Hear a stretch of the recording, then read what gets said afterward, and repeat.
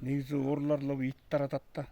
Мисалы үчүн жана адамдар ооруп атпайбы, эхинокок, альбекокоз оорулары менен. Бул жеке булун эмес, көп ооруларды таратат да буларчы. Ошон үчүн бул мен элге сунуштарым да иттерди негизи аттырып жок кылыш керек да.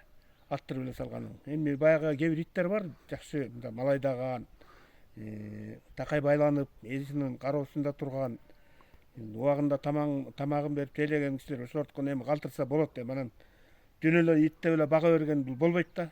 Багыш үчүн өз убагында жанагы дары дармектер бар. Мисалы үчүн жанагы альбекокко, технококко каршы эме дары бар, азинокс деген дары бар.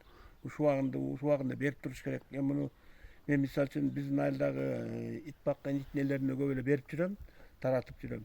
Кээ бири берсең берет, бербесе жок да. Анан жанагы 5 деп кутурмага дагы дары сайла.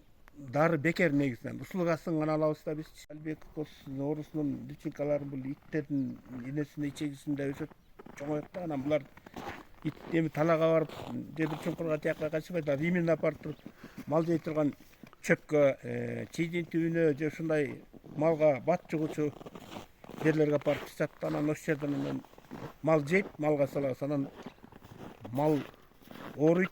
Мал ооруса, мал менен такай контакт болобуз да биз, мисалы үчүн туудурабыз, кармайбыз дегенде жүнүн кыркабыз, союп атканда терисин кармайт, ушул аркылуу адамга жугушу мүмкүн да. Аябай чоң жугуу булактар ушул жак менен жугат.